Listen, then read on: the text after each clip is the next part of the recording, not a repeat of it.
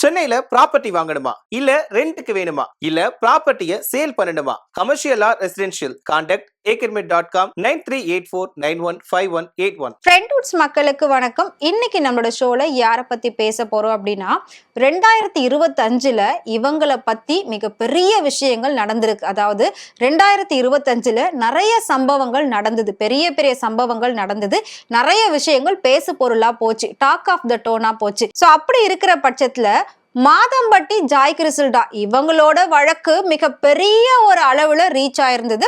அதாவது இவங்களை பத்தி பேசாதவங்க யாருமே இருக்க முடியாது.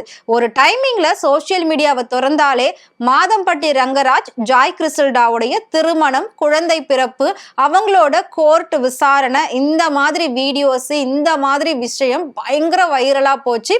இப்போ மறுபடியும் அதாவது அந்த வழக்கு இதெல்லாம் முடிஞ்சு, அது இன்னும் முடியல, இன்னும் நிலுவையில தான் இருக்கு.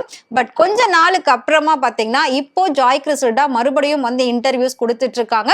ஸோ அதுக்கு என்ன காரணம் அப்படின்னு பாத்தீங்கன்னா தன்னோட குழந்தை முகத்தை அவங்க அறிமுகப்படுத்தி இருக்காங்க வெளி உலகத்துக்கு.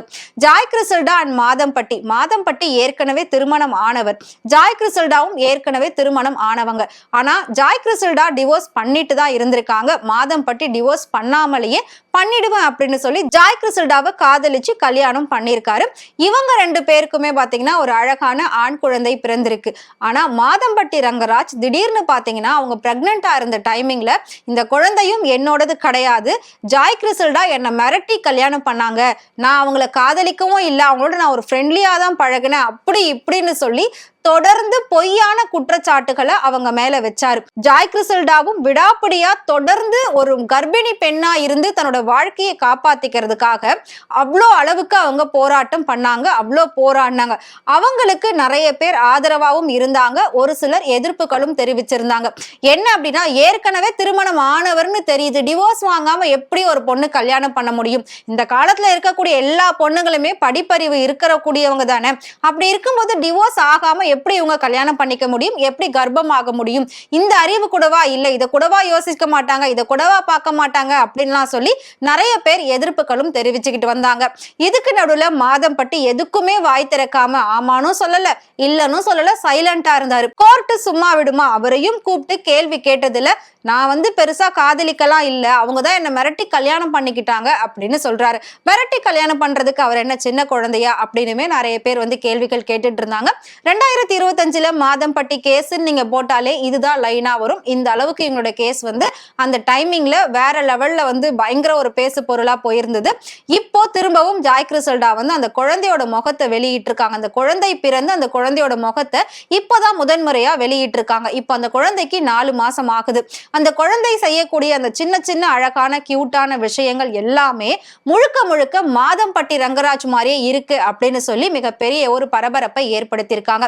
ஏன்னா மாதம்பட்டி என்ன சொன்னாரு அப்படின்னா, டிஎன்ஏ டெஸ்ட் எடுங்க, அந்த குழந்தை என்னோடதா இருந்ததுன்னா அந்த குழந்தைய லைஃப் டைம் நான் பாத்துக்கிறேன், நான் பொறுப்பெடுத்துக்கிறேன் அப்படின்னு சொன்னாரு. இதுக்கு எல்லாருமே என்ன சொன்னாங்க அப்படின்னா, அப்ப உறுதியா தெரியுது இந்த குழந்தை மாதம்பட்டியோட குழந்தை தான் அப்படின்னு சொல்லி. ஆனா அவரு டிஎன்ஏ டெஸ்ட்டுக்கு உடன்படாமலே இருந்தாரு. எடுத்துக்கோங்கன்னு சொன்னாரு, ஆனா எடுக்க விடாம அவர் தடுத்துக்கிட்டே இருந்தாரு.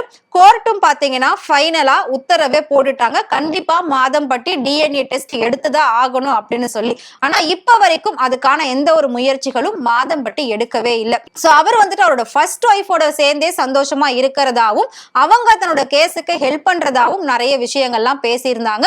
இப்போ அந்த குழந்தை முகத்தை பார்க்கும்போது எல்லாருமே சொல்லக்கூடிய ஒரு விஷயம், அப்படியே மாதம்பட்டி ரங்கராஜ உரிச்சு வச்சிருக்கான் குழந்தை. சோ அவர் என்னென்ன சேட்டைகள்லாம் பண்ணுவாரோ அதே மாதிரி குழந்தை வந்து பண்ணுது, இதுல தெளிவாவே தெரியுது இது அவரோட குழந்தை தான் அப்படின்னு சொல்லி ஜாய் கிறிசல்டா நெகிழ்ச்சி பொங்க சொல்றாங்க. சோ கண்டிப்பா இந்த விஷயம் மாதம்பட்டிக்கு மிகப்பெரிய ஒரு அடியா இருக்கும் அப்படின்னுமே ஜாய் கிறிசல்டா சொல்றாங்க.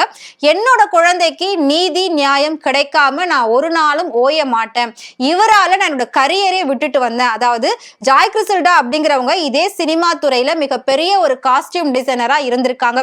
பெரிய பெரிய நடிகர்களுக்கு காஸ்டியூம் டிசைன் பண்ணி கொடுத்திருக்காங்க. ஒரு நடிகருக்கு ஒரு படத்துக்கு பண்ணாலே லட்சக்கணக்கில் சம்பாதிப்பாங்க.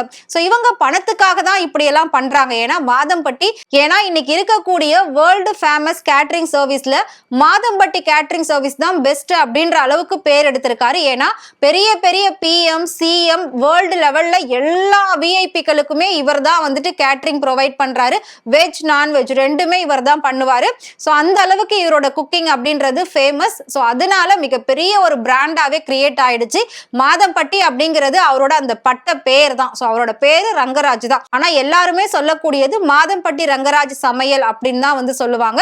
அதனால மாதம்பட்டி ரங்கராஜ் அப்படின்றவர் மிகப்பெரிய ஒரு பணபலம் கொண்டவர் அப்படின்றதுனால தான் ஜாய் கிறிசல்டா அவர் மேல இப்படி பொய்யான வழக்குகளை போடுறாங்க, பொய்யான குற்றச்சாட்டுகளை வைக்கிறாங்க அப்படின்லாம் சொல்லியிருந்தாங்க. கண்டிப்பா கிடையவே கிடையாது. ஜாய் கிறிசல்டா நினைச்சாலும் லட்சக்கணக்கில் சம்பாதிக்க முடியும். ஆனா ஒரு ஆசை வார்த்தை வந்து ஒரு ஆண் பேசும்போது பாதிக்கப்பட்ட எந்த பெண்ணோட மனசா இருந்தாலும் அது மாறதான் செய்யும். அந்த நேரத்துல படிப்பறிவோ இல்ல நம்ம வந்து புத்தியை யூஸ் பண்ணணும், யோசிக்கணும், இதெல்லாம் எதுவுமே வந்து ஒர்க் அவுட் ஆகாது. ஒரு ஆண் வந்து கஷ்டப்படுற ஒரு பெண் கிட்ட வந்து பேசும்போது கண்டிப்பா அந்த பெண்ணோட மனசு மாறதான் செய்யும். அப்படிதான் இவர் மாத்தி அவங்களோட வேலையை விட வச்சு கல்யாணம் பண்ணி குழந்தைய கொடுத்து இப்போ அந்த குழந்தை என்னது இல்லை அப்படின்னு சொன்னா இது எந்த விதத்துல நியாயம்? அந்த குழந்தை இப்ப நல்லபடியா வளர ஆரம்பிச்சிருக்கு. முழுக்க முழுக்க அப்பாவையே உரிச்சு வச்சிருக்குன்னு சொல்லி ஊர் சொல்லுது, பேர் சொல்லுது அப்படின்னு சொல்லி ஜாய் கிறிசல்டா சொல்றாங்க. இன்னும் இதை சட்டப்படி நிரூபிக்கணும் அப்படின்றதுக்காக கோர்ட்டுல உத்தரவு கொடுத்திருக்காங்க டிஎன்ஏ டெஸ்ட் எடுக்கணும்னு சொல்லி. சோ என் குழந்தைக்கு நான் எடுக்க ரெடியா இருக்கேன், மாதம்பட்டியை வர சொல்லுங்க, அவரையும் ரெடியாக சொல்லுங்க அப்படின்ற மாதிரி சேலஞ்ச் பண்ணிருக்காங்க. அடுத்ததான் நம்ம வெயிட் பண்ணி பார்க்கலாம் மாதம்பட்டி டிஎன்ஏ டெஸ்ட் எடுத்து இதை வந்து ப்ரூஃப் பண்ணுவாரா இல்லையா அப்படின்றது. சோ அந்த குழந்தைக்கு கண்டிப்பா யாரா இருந்தாலும் பதில் சொல்லிதான் ஆகணும். ஒரு குழந்தையோட வாழ்க்கையில இப்படியெல்லாம் விளையாடக்கூடாது. அந்த குழந்தை வளர்ற நேரத்துல அது அவரோட எதிர்காலத்தை கண்டிப்பா பாதிக்கக்கூடும், மனசையே பாதிக்கக்கூடும், அவனோட மனநிலையே பாதிக்கக்கூடும். அதனால கூடிய சீக்கிரம் இந்த பிரச்சனை ஒரு முடிவுக்கு வரணும், வராம நான் விடமாட்டேன் அப்படின்னு வந்து ஜாய் கிறிசல்டா சபதம் எடுத்திருக்காங்க. சோ இவங்களோட இந்த வழக்கு இன்னும் எந்த அளவுக்கு போக போகுது, டிஎன்ஏ டெஸ்ட்டுக்கு மாதம்பட்டி ரங்கராஜ் வருவாரா இல்லையா அப்படின்றத வெயிட் பண்ணி பார்க்கலாம். அந்த குழந்தைக்கு சிறந்த ஒரு அப்பாவா அவர் இருப்பாரா இல்லையா அப்படின்றது தான் இங்க கேள்விக்குறியா இருக்கு. சோ அதையும் நம்ம வந்து வெயிட் பண்ணி பார்க்கலாம். மாதம்பட்டி ரங்கராஜை பத்தி நீங்க என்ன நினைக்கிறீங்க அப்படின்றது மறக்காம கமெண்ட்ல சொல்லுங்க. இதே மாதிரி சினிமாவை பத்தியும் நிறைய நடிகர் நடிகைகளை பத்தியும் டெய்லி அப்டேட்ஸ் தெரிஞ்சுக்கணும் அப்படின்னு நினைச்சீங்கன்னா மறக்காம ஃப்ரெண்ட்வுட் சேனலை ஃபாலோ பண்ணிக்கோங்க.